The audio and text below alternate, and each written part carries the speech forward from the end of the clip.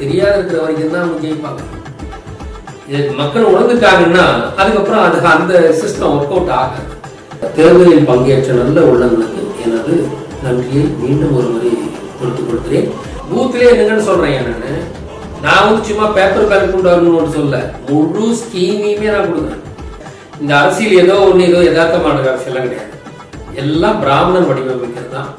அவங்ககிட்ட தான் மீடியா இருக்கு, அவங்ககிட்ட அதிகாரம் இருக்கு, மத்திய அரசுன்ற ஒரு இது இருக்குது. பரசுராமன் ஆட்சிப்படும் போது மக்கள் துயரப்படுவார்கள், சுகவாழ்வு இருக்காது. படிச்சிருக்கிறதில்ல உன்னை மாற்றம் வந்து ஆள்றான்ல, வெக்கமான ஈனம் சூடு சோழன் எதுவும் இல்லையா? சும்மா ஒரு 2 லைன் வசத்தை எழுதி கொடுப்பாங்க, அதை படிச்சுட்டு அப்படியே கேமரா முன்னால வீராவசனம் பேசுறது கிடையாது. Real life. அவங்க கேட்குற கேள்விக்கு அப்படியே பதில் சொல்லணும். வணக்கம் ஐயா. வணக்கம். நடந்து முடிந்த தேர்தல் பற்றிய தங்களின் கருத்து என்ன ஐயா? நான் 2-3 வருடங்களுக்கு முன்னாலே சொல்லிட்டு இருந்தேன். 2026 வாக்கில் யூதர் விடுவர், தமிழர் எழுவர் அப்படின்ட்டு. யூதர் விழுனா விழுந்துட்டான், நல்லாவே தெரியுது நமக்கு. அப்புறம் வீணாக வந்து இது ஈரானோட வம்புக்கு இழுத்து இஸ்ரேல் நொறுங்கி போய் கிடக்குது இப்போ. ஸோ யூதன் விழுந்துட்டான். அப்புறம் எப்ஸ்டீன் ஃபைல்ஸ் எல்லாம் வந்தது. அவங்க உலகம் பூரா யூதர்களுக்கு ஒரு கெட்ட பேர் வந்துருச்சுன்றதும் ஒன்று. ஸோ யூதர் விழுந்துட்டாங்க. அது எனக்கு வந்து ஒரு இன்ட்யூஷன், அதாவது எனக்கு உள்ளுணர்வாக தான் அது எனக்கு வந்துச்சு. நான் நினச்சி யோசிச்செல்லாம் சொல்லலை, என்னுடைய உள்ளுணர்வை நான் பகிர்ந்துக்கிட்டேன். அப்போ எழுவர்னா இப்போ நாம் வந்து ஏன் ஆட்சி அமைக்கலை? இந்த நம்ம தேர்தலில் பங்கேற்றோம் முதன் முறையாக. நமக்கு இன்னும் கட்சின்ற அங்கீகாரம் வராதால நாம் சுயேட்சைகளாகத்தான் 72 பேர் இன்னும் அதில் 10 பேருக்கு வந்து அந்த இது தேர்தல் ஆணையத்தோட அங்கீகாரம் கிடைக்காதால 62 பேர் நாம் தேர்தலில் போட்டிட்டோம். நமக்கு வந்து இந்த முறை வெற்றி கிடைக்கலாம். இப்போ சீமானவர்களும் பார்த்தீங்கன்னா 4 முறை தேர்தலில் போட்டியிருக்காரு. எல்லா இடங்களிலையும் தன்னுடைய வேட்பாளர் நிறுத்தினார். இது வரைக்கும் ஒருத்தர் கூட அவர் உட்பட யாருமே வெற்றி பெறலை. ஆனால் நாம் வந்து சோஷியல் மீடியாவில் இருந்தோம். பொதுமக்களுக்கு நம்மளை பற்றி அதிகமாக தெரியாது. சோஷியல் மீடியாவில் இருந்தோம். நாம் வந்து வகுப்புலாம் நடத்தினோம், பட்டைப்பிடிப்பு நடத்தினோம்.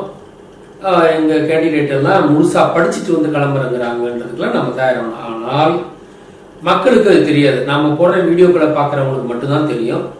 அது பெரும்பான்மை மக்கள் 10 லட்சம் பேர் நம்ம வீடியோ பார்ப்பாங்க, அவ்வளோதான். அதுக்கு மேலே இருக்கவங்களுக்குலாம் தெரியாது. அப்போ நம்ம தெரிய வைக்கணும்னு என்ன பண்ணணும்னு நினச்சோம்னா, நம்ம போஸ்டர் அடிச்சு ஒட்டணும். நாம் வந்து பட்டம் வாங்குறது கையில் வச்சுக்கிட்டு பட்டம் வாங்குற மாதிரி அதெல்லாம் அந்த படங்களை போட்டோம்னா அது கவன ஈர்ப்பாக இருக்கும். ஓஹோ, இப்போ இவங்கெல்லாம் இதுக்குன்னு சிறப்பாக படிச்சுட்டு வந்திருக்கிறாங்களா அப்படின்ற மாதிரி நினச்சிக்கிட்டு தான் நம்ம வந்து போஸ்டர் அடிச்சு விட்டுறதை நம்ம பெருசாக பேசிக்கிட்டு இருந்தோம். ஆனால் நமக்கு எதிராகத்தான் இந்த தடவை எலெக்ஷன் வந்து ரொம்ப கெடுபடியானது. எல்லாருக்குமே தெரியும். தேர்தலில் போட்டிட்ட எல்லோருக்குமே தெரியும். குறிப்பாக அந்த சுயேட்சைகளாக போட்டிட்ட எல்லோருக்குமே தெரியும். நான் தான் தமிழ்ச்சங்கம் தவிர்த்து மற்ற எல்லா சுயேட்சைகளுக்குமே கூட தெரியும். அவ்வளவு கெடுபடிகள் இருந்தது.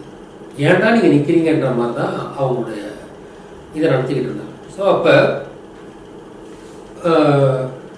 நம்மள மாதிரி ஒரு தமிழ் தேசிய ஆளுமைகள் வந்து ஆட்சிக்கு வந்துடக்கூடாது.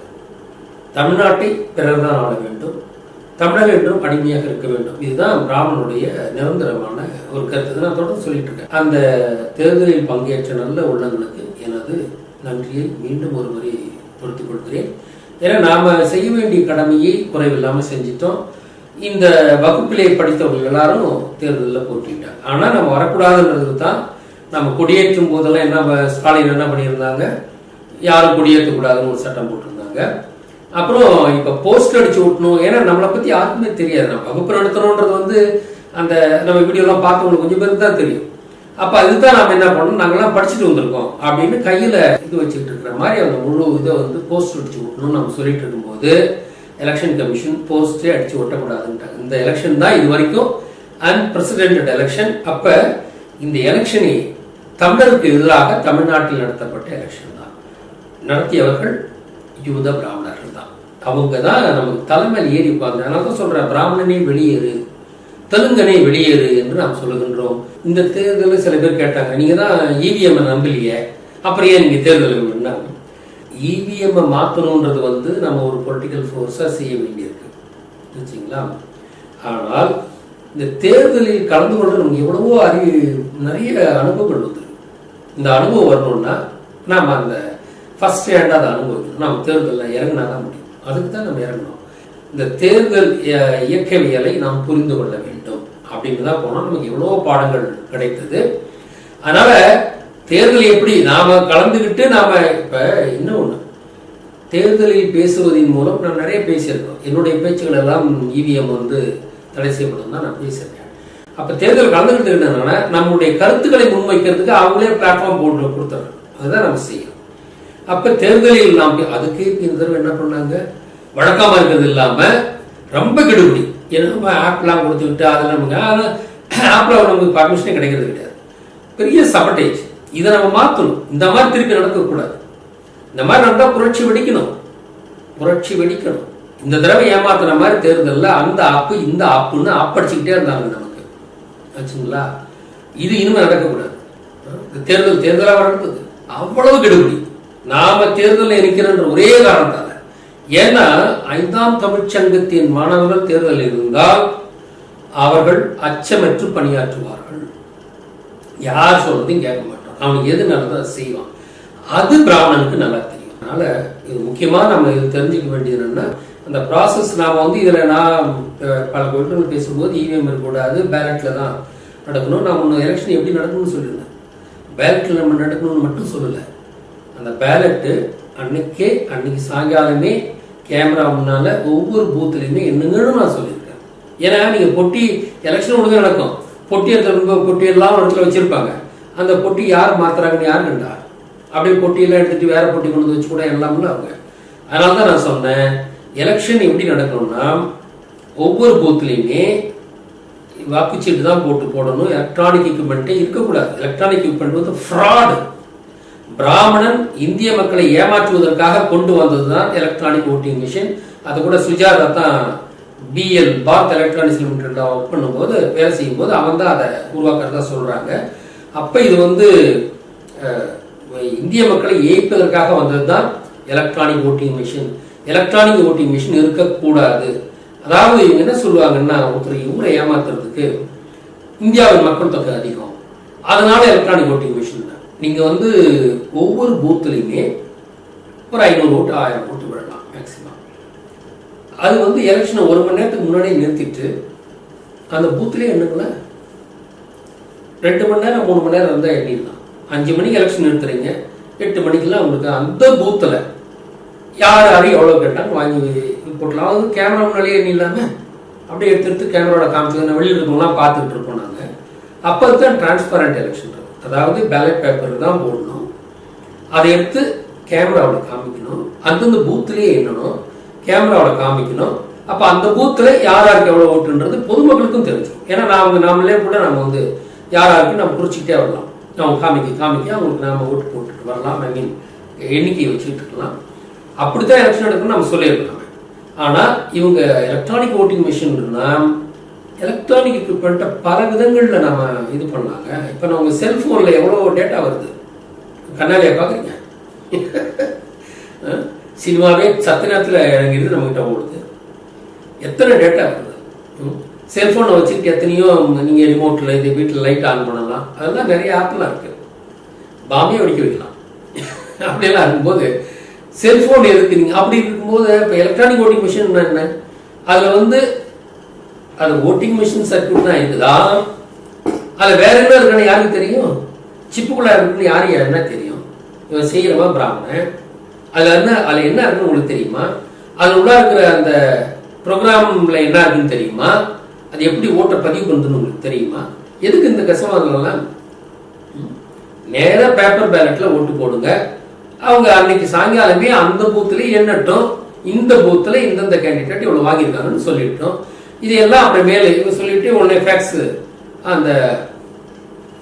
அந்த தொகுதியினுடைய தலைமை இடத்துக்கு இவங்க எல்லாருமே ஒவ்வொரு பூத்துல இருந்தும் ஃபேக்ஸ் அனுப்பிட்டோம்.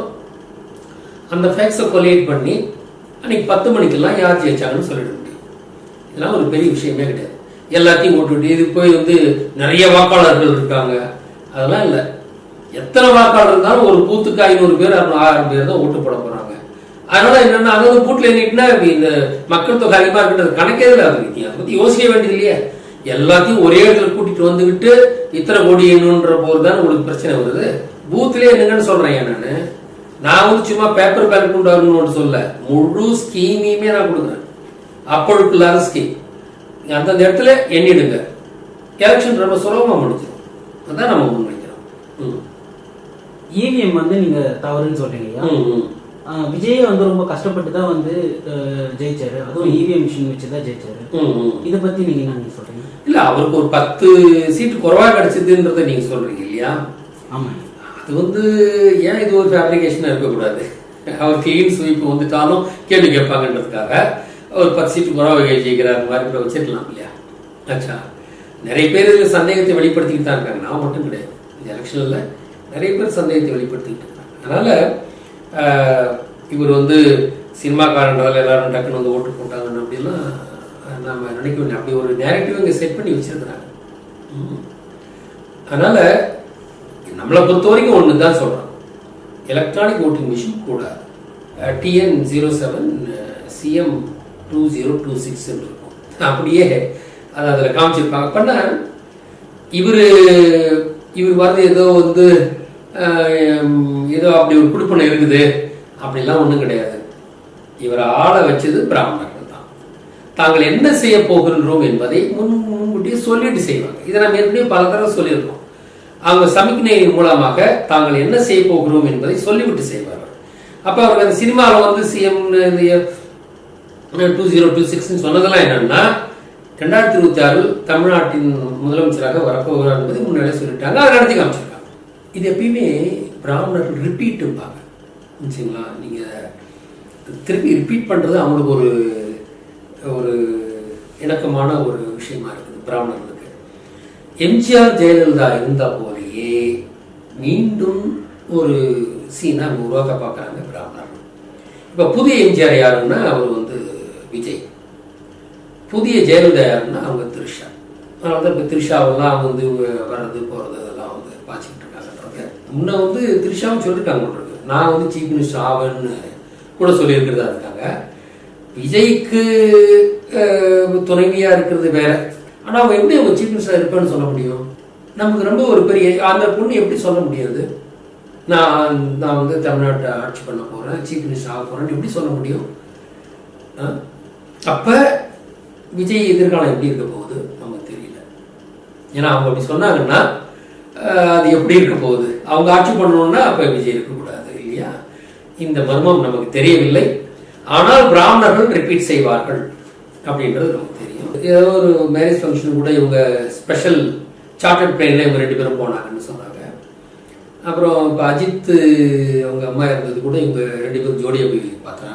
இப்போ கணவன் மனைவி போகிற மாதிரி தான் இவங்க போயிருக்கேன், தனித்தனியாக பார்க்கலாம்ல, ஏன் 2 பேரும் ஒன்றா போகணும்?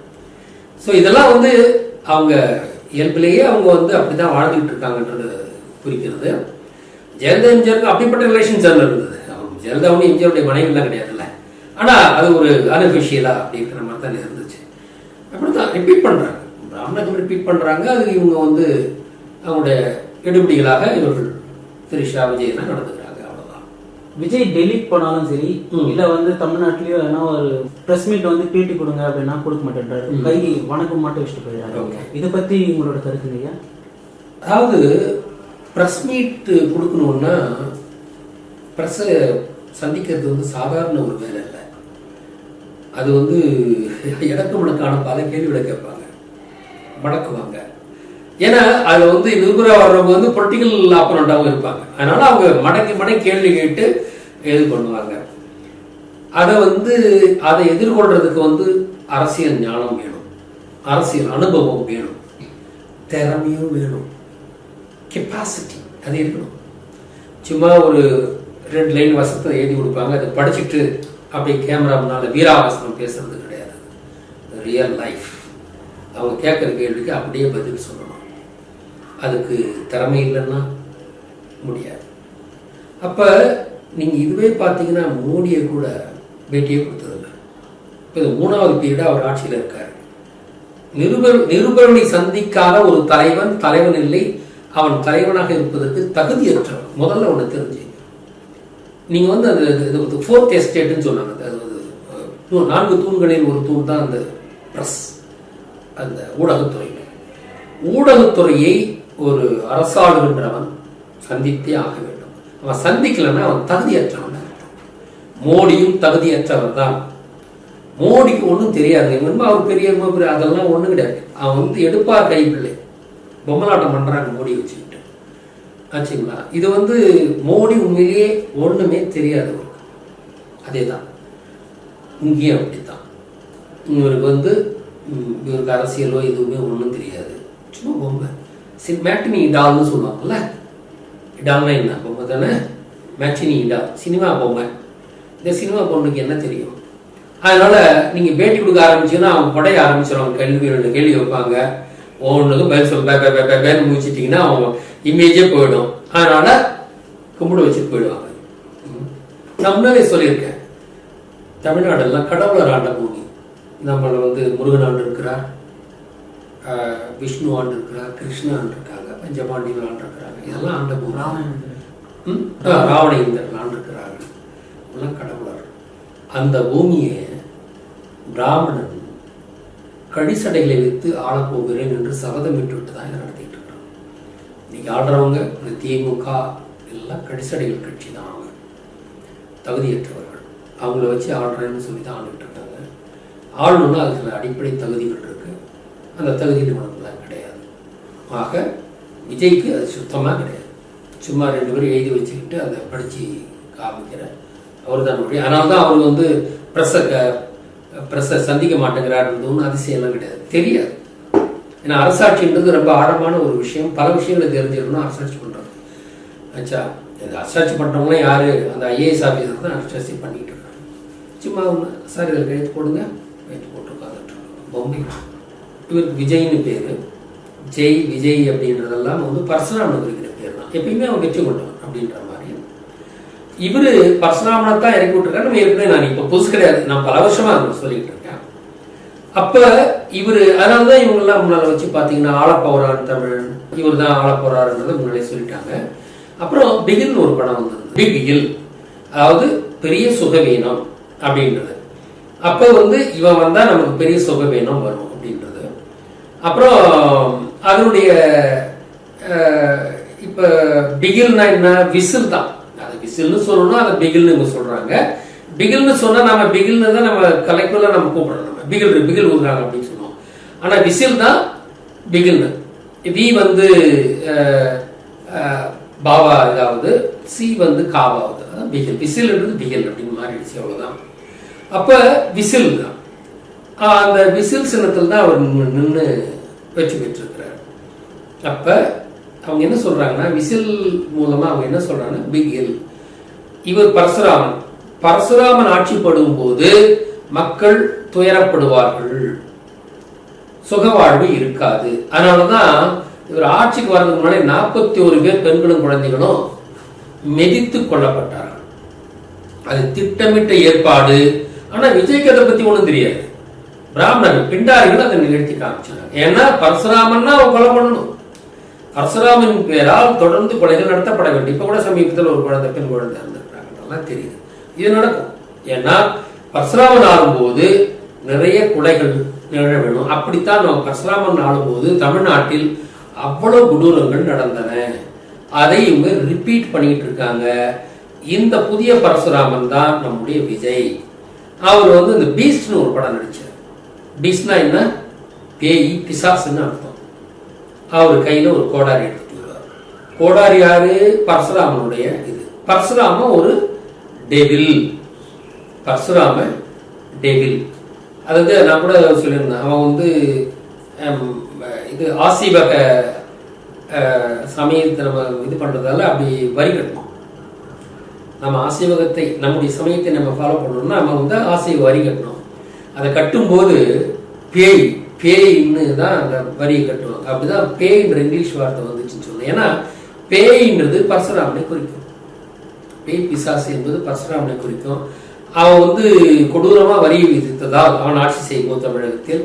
அதை வந்து மக்கள் காசு கொடுக்கும்போது பேய் பேயின்னே கொடுப்பாங்க. அதனால்தான் பேய் அப்படின்ற இங்கிலீஷ் வார்த்தையை வந்துச்சு, பணம் கட்டுறதுக்கு பேய். இதெல்லாம் நம்ம ஏற்கனவே பார்த்துருக்கோம். ஆக இந்த பரசுராமன் தான் உங்களுக்கு செயின்ட் நைக்கோலாஸ் அப்படின்னு அங்க இருக்கான். இந்த பரசுராமன் தான் சாண்டா கிளாஸ்ன்னு வர்றான். இதெல்லாம் நம்ம ஏற்கனவே போட்டிருக்கோம் வச்சுங்களா. அவன் சாண்டா கிளாஸ் என்ன பண்ணுவான், சிம்னி வழியா இறங்கி வந்து பிள்ளைங்களுக்கு கிஃப்ட் எதுல கொடுப்பான், ஷூல கொடுப்பான், சாக்ஸ்ல கொடுப்பான். இதெல்லாம் என்ன தெரியுங்களா, நம்ம ஏற்கனவே போட்டிருக்கோம், நம்ம மறந்து போயிருக்கீங்க, திருப்பி சொல்றேன். சிம்னி வழியா வர்றதுன்னா ஊர்கால வச்சிருந்தவன் யாரு, சகுனி. அப்ப பரசுராமன் சகுனி போன்று வருகின்றான்.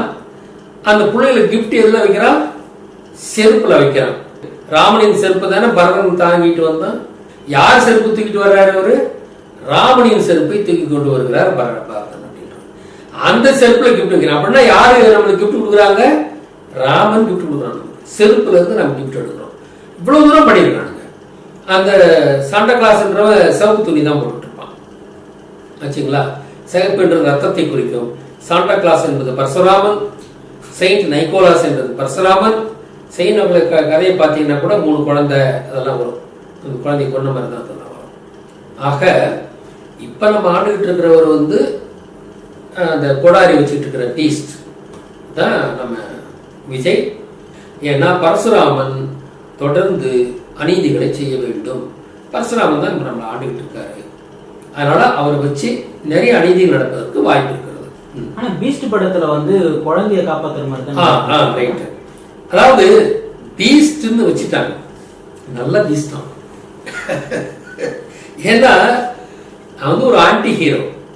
ஆனா ஆன்டி ஹீரோ வந்து அப்படியே காமிக்க முடியாது, வில்லனா தான் காமிக்கணும். அவரை காமிக்க முடியாது. ஆனா who is really villain, Parasuraman is a villain. இவருமே வில்லனா தான் வந்து இறங்கி இருக்கிறார். யாரு, விஜயும் வில்லனா தான் இருக்கார். ஆனா அவனை எப்படி காமிக்கணும், நல்லவங்களா காமிக்கணும். அதுக்காக குழந்தையை காப்பாற்றுற மாதிரி வர்றாரு. ஆனா அவர் எடுக்க வேண்டிய ஆயுதத்தை எடுத்துப்பார். கோடாரி அவர் ஆயுதம் எடுத்துக்கிறாரு. எதிரியை போடுற மாதிரி காமிப்பாங்க அந்த கோடாரியை வச்சு. ஆனால் அது வந்து நம்ம காமிக்கிறது தான், உண்மை அது அல்ல. ஆனா உண்மை என்னன்னா, இவர் வர்றதுக்கு முன்னாடி ஆட்சி பிடிக்கணும்னா 40 பேரை இவர் கொண்டுட்டு தான் வந்திருக்கிறார். That is reality. அப்ப இவர் ஆளும்போது பல கொலைகள் தொடர்ந்து நிகழ வாய்ப்பு இருக்கிறது. உன்னித்து கவனித்துக் கொள்ளுங்கள். பீஸ்ட் படத்துல இருக்கிற காஸ்டியூம் தாங்க இப்போ போட்டுட்டு இருக்காரு. அது ஒண்ணு. நீங்க வேட்டி சட்டை போட்டுட்டு வரலாம், பட்டு வேட்டி பட்டு சட்டை கூட போட்டுட்டு வரலாம், தப்பு கிடையாது. ஆனா அது வந்து சகுனி ட்ரெஸ் தான் போட்டுட்டு இருக்கோம். சகுனியுடைய ட்ரெஸ் வந்து பிளாக் அண்ட் ஒயிட் தான், அவங்களாம் தெரியும். அவர் வந்து அதாவது யூதர்களுடைய நயா சகுனியினுடைய சொல்லணும். ஜூஷ் ட்ரெஸ் கோடுன்றது பிளாக் அண்ட் ஒயிட் தான். நீங்க எல்லாம் பார்த்துருப்பீங்க, பிளாக் அண்ட் ஒயிட். தலையில கூட பிளாக் கேப் வச்சிருப்பாங்க. பிளாக் அண்ட் ஒயிட் என்பது யூதர்களுடைய இது. அது வந்து அவங்க எல்லாம் எதையும் மறைக்கிறீங்க சொல்றாங்க. ஆமாண்டா என்னன்ற அப்படின்னு சொல்ற மாதிரி தான் இவரை வந்து சரசாமி கூட இந்த பிளாக் அண்ட் ஒயிட்ல வர்றது தான். விஜய் வந்து பதவி இருக்கணும் அப்படின்னா திருமாவளவன் கொஞ்சம் சப்போர்ட் பண்ணாருங்க. இதை பத்தியான உங்க கருத்துங்க? ஓகே, அப்ப அவர் வந்து 10 சீட்டு குறைவா ஜெயிச்சிட்டாரு. இப்போ 10 சீட்டு வேற ஏதாவது ஆதரவு கொடுத்தா தான் அவரால் ஆட்சி அமைக்க முடியும். யார் கொடுக்கறதுன்ற ஒரு கேள்வி இருந்தது. அப்ப நீங்க இதுல நீங்க வந்து வரலாற்று ரீதியா அந்த சாங்கிய ரீதியா நீங்க பாத்தீங்கன்னா இவர் யாரு, பரசுராமன். அதாவது ராமன் தான் இவர். ராமனுக்கு உதவி யார் வந்தா, மாருதி வந்தாங்க. மாருதியை திருப்பி போட்டீங்கன்னா திருமா வரும். மாருதி தான் திரும்ப ஏற்கனவே நம்ம சொல்லியிருக்கோம். அப்ப ராமனுக்கு குரங்கு உதவி செய்திருக்கிறது. அதுதான் இதுல இருந்து நம்ம புரிஞ்சுக்கிட வேண்டிய ஒரு விஷயம்.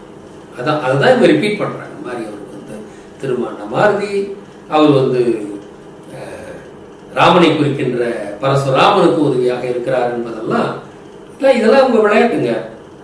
இதெல்லாம் பிராமணனுடைய விளையாட்டு. 2026 யூதன் விழுவான் தமிழர் விழுவான்னு சொன்னீங்க. யூதன் விழுந்துட்டதை வந்து நம்ம பார்த்துட்டோம். ஆனா தமிழர் எழுவர்ன்றது வந்து எப்படிங்க நம்ம பார்க்கணும்? அதாவது நான் 3 வருடங்களுக்கு முன்பே, அதாவது இப்ப ஈரானுக்கும் இதுக்கு சண்டை ஆனது இப்போ 1 வருஷம் தான் இருக்கும்னு நினைக்கிறேன். 1 வருஷமா தான் சண்டை போயிட்டு இருக்கு. ஆனா நான் 3 ஆண்டுகளுக்கு முன்னாலே சொல்லிட்டேன், 2026 வாக்கில் யூதன் விழுவான் தமிழர் எழுவர்னு சொன்னேன். யூதன் விழுந்துட்டான்றதுக்கு என்னன்னா, இவன் வீணா வந்து ஈரானை வம்புக்கு எடுத்தான் நேத்தனியாகும். இப்ப இவங்க வந்து அவனுக்கு மரண அடி கொடுத்துட்டாங்க. இன்னொன்று என்னன்னா, நேத்தனியாக கொல்லப்பட்டான். இவன் இன்னுமே ஒத்துக்க மாட்டேங்கிறாங்க, அவன் இருக்கிற மாதிரியே காமிக்கிறாங்க எல்லாரும். உண்மையில் நேத்தனியாக கொல்லப்பட்டு விட்டான். அப்போ வந்து எப்போ வந்து காமினி அவங்க கொண்டாங்களோ அடுத்தது இவங்க தலைவருடைய அவங்க அடிச்சிட்டாங்க. அதுதான் உண்மை. அவங்க வீட்டு இருந்து குடியிருந்த வீட்டுக்கு மேலே பாம்பு வந்து விழுந்தது. இது கான்டினென்டல் மிசைல் வந்து விழுந்தது. அதே அப்போ அவன் காலி. ஆனால் அவங்க அப்படி அதை ஒத்துக்காம இவன் இருக்கிற மாதிரி, ஆனால் அவன் எங்கேயுமே வெளியே வர மாட்டேங்கிறான். இருக்கிறான்னு சொல்றாங்க, ஆனால் பொது வெளியில அதுக்கப்புறம் வரவே இல்லை. நேத்தனியாகவும் வெளியே இறந்து விட்டான். அது நம்ம ஏற்கனவே வந்து அவன் இது சிவன்மலையாண்ட ஒரு பெட்டி அதை தான் குறித்து வைக்கப்பட்டது. அதை நம்ம அழகான ஒரு வீடியோவும் போட்டிருக்கோம். அப்ப அவன் வந்து இறந்துட்டான், அது உண்மை. அப்ப யூதர்கள் விழா மட்டும் இல்ல, யூதர்களோட முக்கியமானவனாகிய நேத்தனியாகவே கொல்லப்பட்டு விட்டான். அப்ப யூதன் விழுந்துட்டான்றது முழுசா இதாயிடுது. தமிழர் எழுவர் அந்த எழுச்சின்றது வந்து என்னன்னா ஒரு அவேர்னஸ் இருக்கிறது. இப்ப இப்படியே பாத்தீங்கன்னா இவன் இப்ப விஜய் வந்த பிறகுதான் சாதாரண எளிய மக்கள்லாம் கூட அரசியல் பேச ஆரம்பிச்சாங்க. அது ஒரு புதுசா நமக்கு ஒரு பார்க்கணும். ஏன்னா இந்த விசிலடிச்சா குஞ்சுங்களுக்குலாம் அரசியலே தெரியாது. இப்ப அவர் ஆட்சியில் உட்கார்ந்த முறைக்கு பார்த்தீங்கன்னா நிறைய அந்த ஒரு அவங்களுக்கு அந்த ஒரு புரிதல், அரசியல் சார்ந்த ஒரு புரிதல், கேள்விகள் எல்லாம் இடம் வந்து பார்க்கலாம். இதே ஒரு எழுச்சிதான் எழுவர். அப்புறம் நாமளுமே வந்து நாமக்கு முயற்சி பண்ணி வந்திருந்தாலும் கூட நாமளே எலெக்ஷன்லையும் நாம நின்று இருக்கிறோம், எழுந்திருக்கிறோம்னு அர்த்தம். வெற்றி பெற்றமா பெற்று பெறலைன்றது அடுத்த கேள்வி. ஆனால் நாம் எழுந்திருக்கிறோம். முதல்ல ஓட்டப்பந்தயத்துக்கு நீங்க இருக்குன்னா அன்னைக்கு ஒரு மார்ச் எழுணும். முதல்ல எழுந்து அது தயாராகணும். உடனே நாம ஜெயிக்கணும்னு அவசியம் கிடையாது. அந்த எழுந்துட்டோம். இனிமே தான் நமக்கு வெற்றி வர வேண்டும். அதற்கு நாம கடுமையாக உழைக்க வேண்டும். ஆனால் இந்த தேர்தலில் பங்கேற்றது நமது எழுச்சியை குறிக்கிறது. அது நான் வந்து ஏதோ நான் யோசனை பண்ணி சொல்லலை, எனக்கு வந்து ஒரு உள்ளுணர்வு சொல்லிச்சு, அதுதான் நான் சொன்னேன். அது அப்படியே தான் நடந்திருக்கு. அதில் வந்து எதுவும் தாழ்வு இல்லை. ஐயா, இந்த தேர்தல் மூலமா வந்து உங்களுக்கு ஒரு அனுபவம் கிடைச்சிருக்கும் இல்லையா? ஆமாம். இனி ஒரு காலங்களில் நம்ம சங்கம் என்ன மாதிரி செயல்படுன்றது. ஓகே, அதாவது நம்ம கட்சி 5ஆம் யுக கட்சின்னு இருக்கோம். இது வரைக்கும் நம்ம சிவச்சேனன்னா அடுத்த தேர்தல் நம்ம கட்சியினுடைய ஒரு சின்னத்தில் தான் நிற்க போகிறோம். அது வந்து ஒரு பெரிய மாற்றமாக இருக்கும். நாம் இன்னும் அதுக்கப்புறம் என்னன்னா மக்கள்கிட்ட நம்ம அறியப்பட்டவங்களா இருக்கணும். அப்போ மக்கள்கிட்ட எப்படி இருந்தால் போய் சேரலாம், அதை கவனித்து அது சார்ந்த முடிவுகளை எடுத்து இந்த 5 ஆண்டுகளில் நாம் மக்களை அடைய வேண்டும். மக்களுக்கு நம்மை பற்றி தெரிந்திருக்க வேண்டும். ஆச்சுங்களா? அந்த நிலை வரும்போது நிறைய மாற்றங்கள் வரும். ஏன்னா இது வரைக்கும் திராவிடம் இருந்துகிட்டு, இப்ப திராவிடம் இல்லை, காணாம போயிடுச்சு. ஏன்னா இப்ப அதுக்கு பதில் இன்னொருத்தர் வந்திருக்காரு. அவருமே தொடர்ந்து நீடிக்க முடியாது. திராவிட மிரர் அமைப்பு அப்படின்னு சொல்லலாம். இவருமே யாரெல்லாம் வச்சிருக்காரு, அந்த தலைவர்கள்லாம் திராவிட தலைவர் தான் இவரு வச்சிருக்காரு. ஸோ அதனால இது இன்னொரு திராவிடம் தான். இப்ப இவங்க முன்ன என்ன சொன்ன திராவிடம் 2.0 முன்னாலே பேசினாங்க. அது 2.0 கிடையாது, இதுதான் 2.0. திராவிடம் 2.0 தான் விஜய்ன்றது. ஓகே, இது நமக்கு வந்து புதுசல்ல. நம்ம இந்த புதிய சக்திக்கு எதிராகவும் நம்ம வந்து களமிறங்கி நாம் இன்னொன்று, விஜய் தமிழர் அல்ல. நம்ம ஏற்கனவே நம்ம சொல்லியிருக்கோம். விஜயுடைய தாயார் வந்து ஷோபா. அவங்க வந்து ஒரு பிராமணன், தெலுங்கு பிராமணன். நல்ல கவனிங்க, தெலுங்கு பிராமணன்.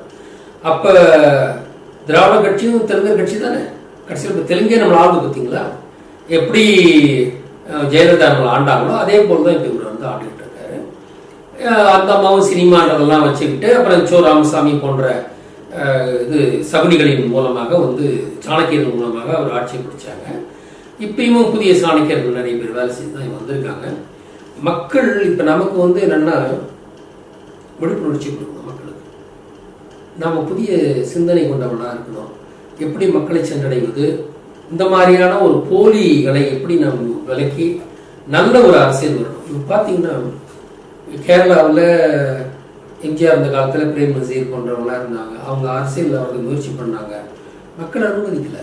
அப்பயே அவங்க ஓட்டு போட்டே போட அவங்களுக்கு இருக்குது, நீங்கள் சினிமாவிலே இருந்துட்டாங்க. அதே போல் கர்நாடகத்தில் பார்த்தீங்கன்னா ராஜ்குமார் வந்தார். அவர் ஒரு நல்ல ரொம்ப ஃபேமஸான மேட்டினியில் கர்நாடகத்தில் அவருமே அரசியலுக்கு வந்தார். முதல் தேர்தலே அவருக்கே தோல்வி இது பண்ணிட்டாங்க. நீ சினிமாவோட இருந்துட்டாங்க. ஆந்திராவில் மட்டும் என்னன்னா அவர் சாமியார் வேஷம் போட்டாருன்றதால என்டி ராமாராவும் கொஞ்சம் வந்தார். ஏன்னா அவர் சினிமாவிலேயும் சாமியார் வேஷம் தான் போட்டிருந்தாரு. அதனால கொஞ்ச நாள் முடிச்சு அப்புறம் அவர் பார்வதியோடலாம் வச்சுக்கிட்டு அவர் வந்து கலீஜ் பண்ண உடனே அவரும் இல்லாமல் போயிட்டாரு விடுங்க. ஆக ஆனால் தமிழ்நாடு ஒன்று மட்டும்தான் இன்னும் முட்டாள்களின் கூட்டமாக, முட்டாள்களின் நாடாக இன்னும் திளங்கிட்டு இருக்கு. இன்னமும் சினிமாக்காரன் பின்னால போய் நிற்கிறாங்க. இது என்னன்னா, நம்மை வழிநடத்துறவங்க யாருங்க? தெலுங்கு, திராவிடம் என்ற தெலுங்குகள் தான் வழி நடத்திட்டு இருக்காங்க. நம்முடைய இப்போ தினகரன் பத்திரிகை யாரு, முரசொலி யாரு, ஏன்னா நீங்க பாருங்க, சன் டிவி யாருது, கலைஞர் டிவி யாருது, எல்லாம் தெலுங்கு டிவி. தமிழ் ஏதுங்க டிவி? அப்ப மீடியாலாம் அவங்க இருக்கு, பிராமண கையிலையும் தெலுங்கு கையிலையும் தான் இருக்கு. அப்புறம் என்ன நடக்கும்? இதான் நடக்கும். இப்ப இதையெல்லாம் நாம தெரிஞ்சுக்கிட்டு நாம ஒரு புதுதான அரசியல் வியூகம் வைத்து தொடர்ந்து இது நடக்கக்கூடாது. தமிழர்கள் மீண்டும் தமிழர் தான் தமிழ்நாட்டை ஆள வேண்டும். அதுக்கு என்னென்ன பண்ணணுமோ அத்தனையும் நம்ம பண்ணணும். அதான் இன்னைக்கு தேவையானது இருக்கு. சொந்த மண்ணில் அடிமையாக வளர்ந்ததெல்லாம் வெக்க கெடுங்க, அசிங்கம். தமிழ்நாட்டை தமிழன் தான் ஆகணும். நீ எவ்வளவு நல்லவனா அப்படி யாரா இருந்தாலும் அவனுக்கு இடம் அங்கதான். பாக்குறது சுத்தி இருக்க எல்லா ஸ்டேட்டும் ஒழுங்கா இருக்குங்க, நான் மட்டும் ஏங்க இப்படி இருக்கோம்? ஏன் சினிமா பின்னால போயிட்டு இருக்கோம்? அப்ப தமிழ்நாட்டினுடைய படித்தவர்கள்கிட்ட தான் இந்த பொறுப்பு இருக்கு. யாவனுக்கும் பொது புத்தியே கிடையாது. வேலை செய்யணுமா இல்லையா? படிச்சிருக்கிறல்ல, உன்னை மாற்றான் வந்து ஆள்றான்ல, வெக்கம் ஆனா ஈனம் சூடு சோழன் எதுவும் இல்லையா? இதை மாற்றணுமா இல்லையா? யார் அவன் நாட்டை ஆள்றது? மணிமேந்து தான் ஆளணும். அப்பதான் என் நாடு சிறக்கும். மாற்றம் ஆளும்போது அவனுக்கு ஒரு நடந்து கொண்டு என்ன இருக்கும்? அவனை அடிமைப்படுத்தணும்னு இருக்கான். நீ உன்னுடைய பெருமைகள் தெரியக்கூடாதுன்னு இருக்கான். உலகத்தின் மூத்த மொழி தமிழ் மொழி. நம்மகிட்ட எல்லாமே இருக்கியா? ஆதிகால விஞ்ஞானங்கள் எல்லாமே நாம தான் கண்டுபிடிச்சிருக்கோம். இவ்வளவு இருக்கு, நம்ம ஏற்கனவே எவ்வளவு பதிவு பண்ணியிருக்கோம். ஆனா அந்த பெருமைகள் எல்லாம் வெளியே வர்றது இல்லை. நாம் அடிமைன்றது ஒண்ணு மட்டும்தான் இருந்துட்டு இருக்குது. ஜெயலலிதா கால தொப்புன்னு போய் விடுவாங்க. இதெல்லாம் திட்டமிட்டு செய்யப்பட்ட ஒரு இன அழிப்பு, இன பங்கம். தொப்புன்னு போய் ஜெயலலிதா கால விடுவாங்க. இந்த சினிமா முகத்தை விட்டு வெளிவாங்க மக்களை, தயவு செய்து வெளிவாங்க. சினிமாவில் அவன் நடிக்கிறான், கோடிக்கணக்கில் சம்பாதிக்கிறான், அத்தோட அவன் இருக்கணும். நீ யார் ராணி? விஜய் தமிழன் அல்ல. விஜய் ஒரு தெலுங்கன், பிராமணன், தெலுங்கு பிராமணன். விஜய் எப்படி நம்மளை ஆளுறதுக்கு என்ன தகுதி இருக்கும்? நாமெல்லாம் கேட பயலா இருக்கிறோம், அவனுக்கு தான் வந்து ஆண்டுகிட்டு இருக்கிறாங்க. ரொம்ப மோசம். அதனால நிறைய மாற்றங்களை கொண்டு வர வேண்டிய தேவை இருக்கு. அதனால நாம வந்து மக்களை சென்றடையும். நாம முன்ன 1.0 என்ன பண்ண, நான் வகுப்பெடுத்தோம். நாங்க மாதிரி எல்லாருக்கும் படிப்பு சொல்லி கொடுத்து அவங்க பரீட்சை வச்சு அவங்களுக்கு பட்டம் கொடுத்து இறக்கி விடுறோம் அப்படின்னு தான் நம்ம போஸ்ட் அடிச்சு விட்டோம். போஸ்ட் அடிச்சு விட்டு விடாதுட்டாங்க. அப்படி நமக்கு வந்து சபட்டாச்சு பண்ணிட்டாங்க. அப்ப அந்த மாதிரி நடக்காம மக்கள் அறியிற மாதிரி நாம் பல விஷயங்களை செய்ய வேண்டும். இந்த 5 ஆண்டுகளுக்கு உழைத்து தான் நாம் முன்னுக்கு வரணும். சினிமாவில் கூத்தடியாக தான் ஆட்சியில் உட்காந்துட்டோம், அது வேற விஷயம். ஆனால் நாம் அப்படி வர்றது நாம் விரும்பக்கூடாது. உழைத்துத்தான் எதையுமே பெற வேண்டும். உழைப்போம். இந்த 5 ஆண்டுகளுக்கும் மக்கள் நலனை செய்கிற மாதிரி நாம் நிறைய உழைப்போம். அடுத்த ஆட்சி தமிழரின் ஆட்சியாக இருக்க வேண்டும் என்ற ஒரு வைராக்கியத்தோடு இறங்கி பணியாற்றினால் நாம் அடைய முடியும். மனதில் நம்பிக்கை வேண்டும், உடல் உழைப்பு வேண்டும். இது இருந்ததுன்னா யார் வேணாலும் எந்த கோல் வேணாலும் ரீச் பண்ணலாம். அப்போ தமிழ் சமூகத்துக்கு உழைக்கின்ற எண்ணமும் மனதில் வைராக்கியம் இருக்கணும். 700 ஆண்டுகளாக தமிழ்நாட்டை தமிழர் ஆளவில்லை. முன்ன மன்னராட்சியில் வந்து அவங்க வாழ் வச்சு ஆண்டுட்டு போயிட்டானுங்க. இதுக்கெல்லாம் பின்னால் இருக்கிறவன் பிராமணன் பிராமணன் பிராமணன் அவன் தான் முடிவு பண்ணி வச்சிருக்கான். உலகத்தில் அவனை பொறுத்த 2 இனங்கள் தான். ஒன்று யூத இனம், இன்னொன்று தமிழினம். தமிழினம் தான் அவன் வந்து பார்க்குறான். யூதனுக்கு ஒன்றும் தெரியாது வச்சுங்களா. தமிழர்கள் எல்லாம் சாதித்தவர்கள். அதனால தமிழர்கள் மீது அவனுக்கு ரொம்ப காழ்ப்புணர்ச்சி இருக்கிறது. நான் வரக்கூடாதுன்னு பார்க்குறான். அதனால மற்றவர்கள் தெலுங்குகளையும் மற்றவர்களையும் வைத்து நம்மை அடிமைப்படுத்தினால் யூதனுக்கு பிராமணனுக்கு சந்தோஷமா இருக்கு. அவனுடைய இந்த அல்ப சந்தோஷத்தை நாம் முறியடித்து நாம் ஆட்சிக்கு வர வேண்டும். அதற்கான வழிகளை தேட வேண்டும். மக்களை சென்றடையக்கூடிய வழிகளை தேட வேண்டும். அது நாம் நிறைய செய்ய போறோம். மக்களை சென்றடையக்கூடிய நிறைய யுக்திகளை நாம் பின்பற்ற போகிறோம். இதற்கெல்லாம் முடிவு கட்டணும். அது கூடிய காலத்தில் அதுக்கான முடிவுகள் வரும். அது தெற்கிருந்து தான் அந்த முடிவு கிளம்பும். தெற்கே இருந்து ஒரு ஒளி பிறக்கும் என்று சொல்வார்கள். அது ஏற்கனவே சொல்லப்பட்டது தான்.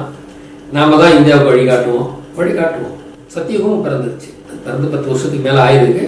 இருந்தாலும் அதுக்கு சேர்ந்த காரியங்கள் நடந்துகிட்டு வருது. நாம் ஆட்சி அமைப்போம். நல்லவர்கள் ஆட்சி அமைப்பார்கள். தமிழ்நாடு சிறக்கும்.